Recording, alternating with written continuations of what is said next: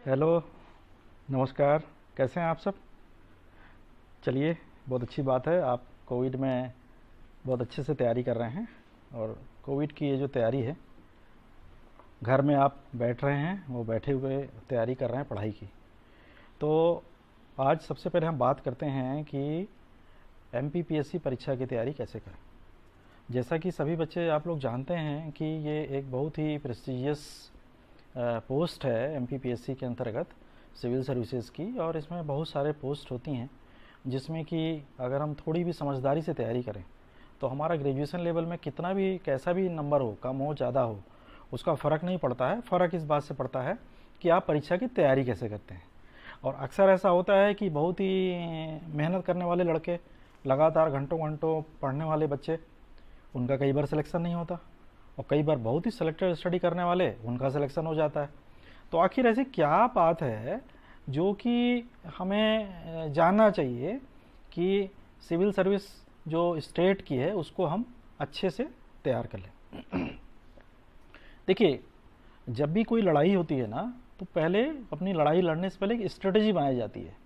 तो आप एक चीज़ समझिए कि जो एमपीपीएससी का सिलेबस है वो 2020 में चेंज हुआ है।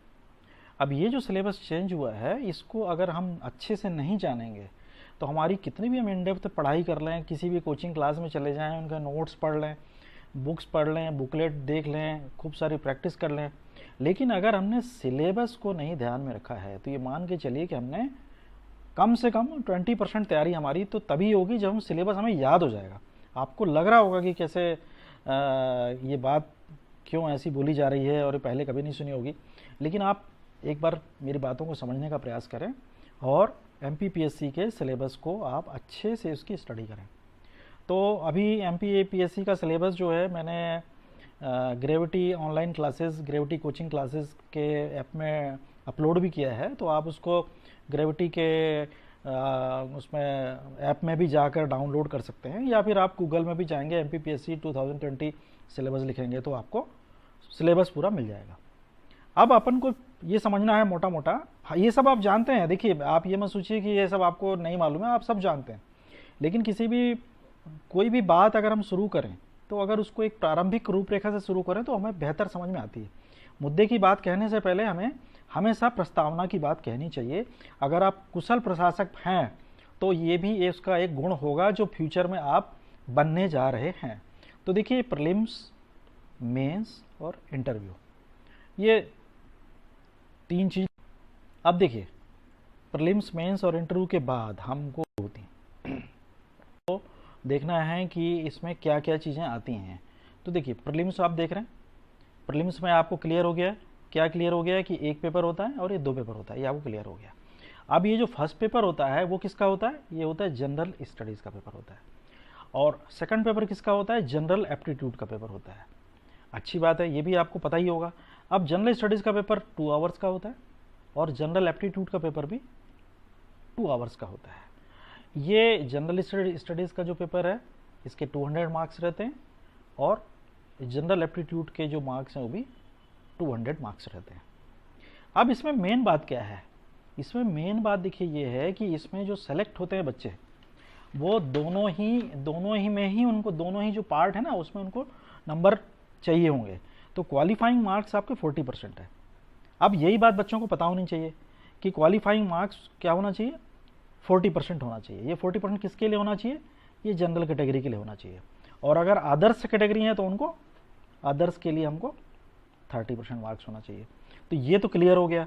और सबसे बड़ी बात कि ये 40% या फिर ये आपके 30%, ये दोनों ही पेपर में अलग अलग होना चाहिए। तो ये अपन को ये बात समझना है। लेकिन अब एक इस जोरदार बात ये है कि आप इसमें पास तो दोनों में करेंगे। आप 40% करेंगे किसमें? आप 40% करेंगे पेपर 1 में और 40% पाएंगे पेपर 2 में। उसके बाद जो फाइनल आपकी मेरिट बनेगी, वो मेरिट बनेगी आपके केवल जो प्रीलिम में जो आपका सिलेक्शन होगा वो केवल GS1 के स्कोर के आधार पर होगा। तो आपको ये याद रखना है कि आपको GS1 में तो स्कोर ज़्यादा से ज़्यादा करना है। बस ये बात आप दिमाग में रखें। अब हम अगली चर्चा करते हैं। अगली चर्चा कौन सी है? अगली चर्चा है हम मेंस के बारे में करेंगे। तो आज हम आपको मेंस वाली जो बात है उसके बारे में भी मोटा मोटा आपको एक आइडिया दे देते हैं। तो ये जो मेंस है, मेंस के लिए हम अगर हम कर लें तो ये देखो आप, ये मेंस है।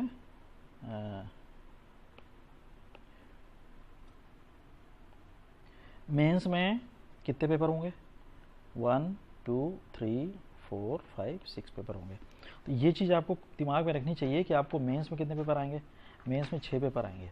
अब ये जो 6 पेपर मेंस में आएंगे ये बहुत इंपॉर्टेंट हैं कि हम इनको ज़्यादा से ज़्यादा और अच्छे से इनको हम देख लें।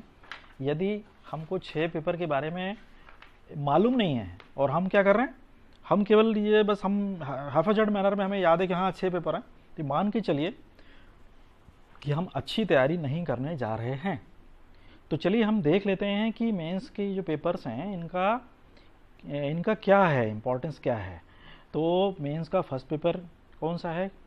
मेंस का फर्स्ट पेपर ये सारे जीएस के हैं, ये तो क्लियर है ना। ये सब जीएस के ही हैं, लेकिन जीएस के कहाँ तक है? ये 4 पेपर तक ही जीएस के हैं, ऐसे मोटा मोटा समझे हम, ठीक है। ये 5th पेपर और 6th पेपर ये प्योरली समझ लीजिए हिंदी है। लेकिन हिंदी में भी क्या हो गया, 5th पेपर है ग्रामर, हिंदी ग्रामर, और जो 6th पेपर है वो हिंदी में ही ऐसे है, ऐसे एंड कंप्रेशन। तो ये देखिए एक जोरदार बात ये है कि हिंदी मीडियम वालों को पेपर नंबर 5 और पेपर नंबर 6 इसमें इनको अपर हैंड हो सकता है अगर वो लगातार तैयारी करते रहें। चलिए अभी तो फिलहाल हम आगे की बात करते हैं। आगे की बात ये है कि पेपर 1 जो है, पेपर 1 में अगर हमको देखना है तो वो क्या क्या है। तो पेपर 1 को अगर हम सबसे पहले देखेंगे तो पेपर 1 क्या है? पेपर 1 में सबसे पहला आएगा इंडियन हिस्ट्री, ठीक है। मेरी हैंडराइटिंग अच्छी नहीं है, बस आप समझ लें, इंडियन हिस्ट्री। दूसरा उसी का और क्या आएगा, ज्योग्राफी। तो पेपर 1 में इंडियन हिस्ट्री और ज्योग्राफी। पेपर 2 जो है टोटली ह्यूमैनाइट्स है, मतलब इसमें पॉल साइंस आएगा, उसके बाद इसमें इकोनॉमिक्स भी आ जाएगा और इसमें सोशल साइंस भी आ जाएगा। पेपर 3 क्या है? पेपर 3 आपका है टोटली साइंस एंड टेक्नोलॉजी। तो आपको ये साइंस एंड टेक्नोलॉजी के बारे में पूरा पढ़ना पड़ेगा। और ये पेपर 4 क्या है? पेपर 4 जो है देखिए यही जोरदार चीज़ है जो कि बहुत सारे साइकोलॉजी इसमें आता है, उसके बाद ये सोशियोलॉजी आता है और इसमें पब्लिक एडमिनिस्ट्रेशन आता है। तो इतने सारे आपको जानना जरूरी है। मैंने बता दिया पेपर 5 में हिंदी आता है और 6 में क्या आएगा, ऐसे आएगा।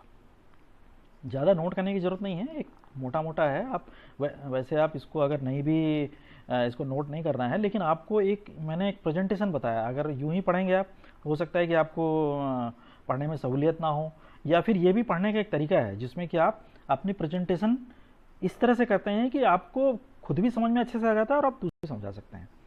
तो जैसा कि मैंने बताया इसमें आपको मैं बता चुका हूँ कि जो प्रीलिम्स है, प्रीलिम्स में क्या बताया मैंने, प्रीलिम्स में मैंने बताया कि ये 200 नंबर के पेपर आता है और प्रीलिम्स का सेकंड पेपर कितने का होता है, वो 200 नंबर का होता है। क्वालिफाइंग मार्क्स कितने की होगी? 40% क्वालिफाइंग मार्क्स होगी। अदर कास्ट के हैं तो उनके लिए 30% होगी। लेकिन सिलेक्शन किसके बेस्ड होगा? ये बेस्ड होगा पेपर 1 के। यहाँ तक आपको क्लियर हो गई। अब हमने ये वाली बात भी की थी कि जो पेपर 1 है, पेपर 1 में क्या, पेपर 1 में हमने क्या क्या बताया था? पेपर 1 में बताया था हिस्ट्री और जियोग्राफी रहेगा, ठीक है। उसके जो पेपर 2 है, पेपर 2 में क्या रहेगा? पेपर 2 में रहेगा पॉल साइंस। पॉल साइंस के बाद इकोनॉमिक्स आ जाएगा, इकोनॉमिक्स, और इकोनॉमिक्स के बाद और क्या आ जाएगा? आपका आ जाएगा सोशल साइंस या सोशियोलॉजी, बोलिए इसको, ज़्यादा है सोशियोलॉजी, ठीक है। ये हो गया। तो चलिए थोड़ा सा ये बिगड़ गया है, एक्चुअली मेरी प्रैक्टिस भी ज़्यादा नहीं है। सोशियोलॉजी, अब आप लोग तो जानते हैं ये डिजिटल मीडिया है और डिजिटल मीडिया में प्रैक्टिस करना आसान भी है, थोड़ा कठिन भी है, लेकिन अगर आप प्रैक्टिस करते रहो तो बहुत आसान है। तो ये हो गया सेकंड पेपर। थर्ड पेपर की बात करें तो थर्ड पेपर पूरा का पूरा क्या है? Science and technology. तो आपको third paper science and technology के लिए चाहिए होगा। फोर्थ पेपर आपको क्या करना है? फोर्थ पेपर में देखिए साइकोलॉजी है, फिलोसॉफी है और पब्लिक एड है, पब्लिक एडमिनिस्ट्रेशन। इस तरह से ये चारों पेपर जो हैं, अगर आप देखेंगे ये तैयारी अगर आपने कर ली तो सिविल सर्विस यूपीएससी की भी तैयारी लगभग आपकी पूरी हो सकती है, थोड़े बहुत प्लस माइनस करने के बाद। लेकिन इसमें जो मेन है, मेन जो बोलते हैं ना कि डिसाइडिंग फैक्टर है ये हिंदी के 2 पेपर, जिसमें कि 5th वाला जो पेपर है वो है ग्रामर का। ग्रामर कौन सा? हिंदी ग्रामर, ठीक है, और मेजर बोल रहा हूँ मैं। और जो 6 वाला है वो हिंदी ए से आएगा, हिंदी ए से प्लस लेटर राइटिंग। तो अब आप एक चीज़ समझ गए कि आपने जिस सब्जेक्ट को सोचा था कि अरे इसका कोई यूज़ नहीं है, वो स्टेट सिविल सर्विस में काफ़ी अच्छा उपयोग हो गया है। अच्छा, आपको पता है ये सारे पेपर जो हैं कितने कितने मार्क्स के हैं? नहीं, ये तो आपको जानना ही चाहिए कि ये सारे पेपर कितने मार्क्स के हैं। अदरवाइज़ क्या होगा कि मोटा मोटा आप नहीं बता पाओगे, आपको दिमाग में पिक्चर नहीं आएगी। तो देखिए, फर्स्ट पेपर कितने का हुआ? फर्स्ट पेपर हुआ 300 मार्क्स का, ठीक है। सेकंड पेपर कितने का हुआ? सेकंड पेपर भी हुआ 300 मार्क्स का। थर्ड पेपर कितने का हुआ? थर्ड पेपर भी हुआ 300 मार्क्स का। तो ये सारी चीज़ें आपको जानना पड़ेगा। ये एकदम से ही आपको, ये बहुत कन्फ्यूजिंग है, आपको सिलेबस पता भी होना चाहिए और रटा भी होना चाहिए। लेकिन फोर्थ पेपर जो है वो कितने नंबर का है? वो 200 नंबर का है, ठीक है। उसके बाद 5th पेपर कितने का है? 200 नंबर का है। और 6th पेपर कितने का है? 100 नंबर का है। तो देखिए, टोटल आप देखिए कि आपको आखिर कितने नंबर हैं, कितने मार्क्स, अल्टीमेटली आपके कितने मार्क्स हो गए। ये मार्क्स आपको जानना जरूरी है। तो आप खुद देख लीजिए, आप कैसे देखेंगे। ये देखिए आपके ये, और इसके बाद इंटरव्यू भी जोड़ लो आप। तो इंटरव्यू के जो मार्क्स आएंगे वो आएंगे 175 मार्क्स, ठीक है। तो इस तरह से आपने जोड़ा 300, 300, 300, 200, 200, 100 और 175। ये टोटल कितना हुआ? 1575। तो ये 1575 मार्क्स जो हैं ये बहुत ही इम्पॉर्टेंट हैं। पहले क्या होता था, पहले लोग इसको इम्पॉर्टेंट रट के चले जाते थे और 600 700 क्वेश्चन आ जाते थे, मार्क्स आ जाते थे। अब वो चीज़ नहीं है। क्यों नहीं है, अपन आगे देखेंगे। इंटरव्यू के मैंने बता ही दिया आपको, 175 मार्क्स अगर आपको इंटरव्यू में हैं तो देखिए ये भी बहुत ही डिसाइडिंग फैक्टर है। इसीलिए इंटरव्यू में किसी को भी, एक जो स्टूडेंट है, स्टूडेंट को अपना जो व्यक्तित्व है वो व्यक्तित्व उसको बहुत ही एक होशियार व्यक्तित्व, एक अच्छा आदर्श जो लुक है, जो उसको क्या क्या चीज़ चाहिए, उसको एक स्टडी ओरिएंटेड उसका बिहेवियर वो तो है ही, लेकिन साथ ही साथ उसकी पर्सनालिटी भी डेवलप होना चाहिए। तो पर्सनालिटी डेवलपमेंट घर में बैठ के और भी हो सकती है, बशर्ते कि हम अपने आप को वोकल रखें। तो 90% स्टूडेंट्स क्या होते हैं, वो वोकल नहीं होते। तो हमें वोकल बनना पड़ेगा। वोकल बनने के लिए आप अपने कुछ भी लेक्चर्स रिकॉर्ड करो और देखो आपका जो अपीयरेंस है वो बहुत ही इंपॉर्टेंट है। और अपीयरेंस के बाद जो डिफरेंट सब्जेक्ट्स हैं, उस सब्जेक्ट्स पे आपकी ओपिनियन क्या है। अगर आपकी ओपिनियन आपसे बन रही है तो आप समझ लो कि इंटरव्यू में आप अच्छे मार्क्स पा सकते हैं। तो चलिए, ये तो इंटरव्यू की बात हो गई, थोड़ा सा मैंने बात बताई। और ये मैंने बताने का उद्देश्य ये था कि 175 मार्क्स भी आपके लिए उतना ही मायने रखते हैं। तो जिस तरह से आप होम क्वारंटाइन रह के या घर में रह के बाकी सब्जेक्ट्स की तैयारी करते हैं, तो आप इंटरव्यू की भी तैयारी कीजिए। तो चलिए, ये तो इम्पोर्टेंट चीज़ें मैंने आपको बता दी, बहुत सारी इम्पोर्टेंट चीज़ें आपने देख ली। अब हम देखते हैं कि जो मेंस का पेपर है, आखिर इस मेंस के पेपर में किस तरह का पैटर्न होता है। एक जोरदार बात मैं आपको बता दूं कि इस बार जो मेंस है वो किस में डिवाइडेड है? यूनिट्स में डिवाइडेड है। यूनिट्स में डिवाइडेड है मेंस का। ये जो सिलेबस है ना, ये सिलेबस जो है पहले तो पेपर में डिवाइडेड है, और कौन से कितने पेपर हुए और वो पेपर से यूनिट में डिवाइडेड है। तो पहला पेपर हो गया। पहला पेपर क्या है मैंने आपको बता दिया, क्या है? History and geography. Second paper क्या है? सेकंड पेपर है पॉल साइंस, इकोनॉमिक्स और सोशल साइंस। थर्ड पेपर क्या है? Science and technology. Fourth paper क्या है? फोर्थ पेपर है ह्यूमैनिटीज का पूरा। फिफ्थ पेपर क्या है? हिंदी, ग्रामर। और सिक्स पेपर जो है हिंदी ए से। इस तरह से आप समझिए। तो अब हमने क्या बात बोली है? यूनिट्स में डिवाइडेड है। मतलब आप पेपर 1 को पढ़ेंगे ना, तो ये जैसे मोटा मोटा ये देखिए, जैसे फर्स्ट पेपर में कितने यूनिट मालूम है? फर्स्ट पेपर में 10 यूनिट्स हैं। मतलब ये 10 यूनिट्स में आप इसको पूरा पढ़ेंगे। सेकंड पेपर में कितने यूनिट्स हैं? ये भी 10 यूनिट्स हैं। थर्ड पेपर में कितने यूनिट हैं? 10 यूनिट्स हैं। और फोर्थ पेपर में कितने यूनिट्स हैं? 10 यूनिट्स हैं। चलिए इसमें अपन नंबर भी देख लेते हैं, थोड़ा थोड़ा आपको आइडिया हो जाएगा। अदरवाइज फर्स्ट पेपर में आपको 300 मार्क्स हैं, सेकंड पेपर में 300 मार्क्स हैं, थर्ड पेपर में कितने हैं? 300, और फोर्थ पेपर में कितने हैं? 200। ये आपको रहना चाहिए। अब ये क्या है? ये जीएस है, मतलब कि आपको जीएस के कितने पेपर हुए? 4 पेपर हुए। तो इस तरह से आप याद कीजिए कि जीएस के पेपर हैं और हिंदी का पेपर है, आप ये मान के चलो। मुझे लगता है ये बात आपको समझ में आ गई होगी। आगे अपन बढ़ें। अब देखिए जो मैंने आपको बताया था ना, अब किसी भी एक पेपर को लीजिए, फर्स्ट पेपर ही ले लीजिए मान लीजिए। तो फर्स्ट पेपर मैंने कहा कि ये it is divided into units, divided into unit. मैंने आपको क्या बताया, वो कितने यूनिट्स होना चाहिए? ये कितने यूनिट में बटा है? 10 यूनिट बचा है। अब 10 यूनिट जो है टोटल कितने मार्क्स के हैं? ये 300 मार्क्स के हैं जो मैंने बताया। इस तरह से हमको चलना है, इस तरह से हमको इसका पैटर्न समझने का प्रयास करना है। इसमें एक जोरदार बात बता रहा हूँ मैं आपको, जो पेपर 1 है ना, पेपर 1 भी 2 पार्ट में डिवाइडेड है। मतलब आप देखिए कितना डेप्थ ऑफ द सिलेबस देखिए आप। ये पहला तो हो जाएगा पार्ट ए, इसको हिंदी में उसमें जैसे लिखा हुआ है खंड आ लिखा हुआ है, ठीक है। और ये दूसरा है पार्ट बी, मतलब कि खंड बा। अब देखिए पार्ट ए में क्या है? पार्ट ए में है हिस्ट्री, और पार्ट बी में क्या है? ज्योग्राफी। ये कितने नंबर का है? 300 नंबर का। इसका मतलब क्या हुआ? ये 150 मार्क्स का है और 150 मार्क्स का है। तो ऐसा नहीं है, ऐसा बिल्कुल मत समझिए कि आप केवल एक तैयारी करके चले गए और दूसरा पार्ट आपने इसको छोड़ दिया, तो फिर आपको नंबर भी दूसरे पार्ट में नहीं मिलेंगे। गेस क्वेश्चन भी आप करके जाओगे तो आपको उतने अच्छे मार्क्स नहीं मिल पाएंगे। क्यों? क्योंकि ये यूनिट बेस्ड है। मेरी बात अच्छे से आपको समझ में आ गई होगी। ओके, नेक्स्ट चलें। तो जैसा कि मैंने आपको बताया था, मैं क्या बताया था? हर यूनिट 300 मार्क्स की है। तो अब हमारी हर यूनिट 300 मार्क्स की हो गई। ये 300 मार्क्स की हर यूनिट है। ये कौन सी है? ये जीएस की बात कर रहा हूँ मैं। देखिए जीएस में भी कौन सी? जीएस फर्स्ट, जीएस सेकंड और जीएस थर्ड। ये 300 नंबर के हैं। अब देखिए धीरे धीरे अपन डेप्थ में जाएंगे। और जो जीएस 4 पेपर है ये अपना कितना नंबर का है? ये 200 नंबर का है। तो वैसे और डिवाइड करोगे तो जीएस 500 नंबर का आपका जीएस है, ऐसे समझो आप। तो आपको समझ में आएगा कि 500 नंबर का जीएस है। तो अब जिसको अपने जीएस में ज़्यादा कमांड है तो जीएस में ज़्यादा कमांड कर ले। मान लीजिए इंग्लिश मीडियम के बच्चे हैं, इंग्लिश में थोड़ा कमज़ोर लग रहा है उनको, तो हिंदी में कितने हैं? 200 प्लस 100, मतलब ये 300 तो हिंदी का है। ये जीएस का हो गया और ये हिंदी का हो गया, मतलब कि 300 है हिंदी का। इस तरह से 5 और 3 8, 800 नंबर हो गए।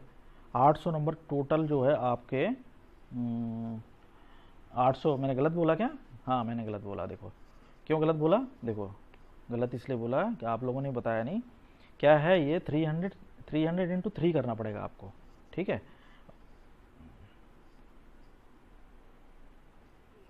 तो 300 इंटू 3 अगर अपन करते हैं, चलिए फिर से मैं दोबारा समझा देता हूँ, कहीं ऐसा ना हो कि ये छोटी सी चीज़ है और आपको दिमाग में गलत बैठ जाए तो क्या होगा ना, कि आपको फिर हमेशा के लिए मन में आएगा कि साहब हमने तो ये पढ़ा था और हमारी पढ़ाई में सर ने हमको ये बात बताई थी। चलिए मैं कलर भी पेन का चेंज कर लिया।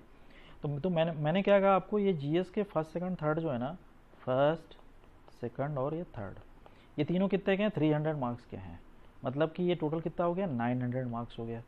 और जीएस का 4 पेपर जो है वो 200 का है, मतलब ये 200 लिख लिया आपने। तो मैं ये बोल रहा हूँ कि 1100 नंबर जो है आपके, ये 1100 नंबर आपके जीएस का है पेपर, ठीक है।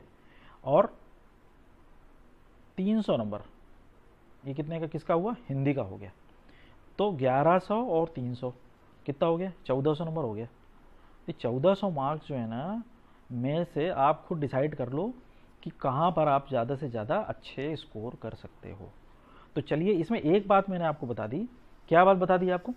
मैंने आपको बताया कि ये पार्ट ए और पार्ट बी में होगा। तो एक तो ये हो गया कि ये पार्ट ए और पार्ट बी में कंसिस्टेड है।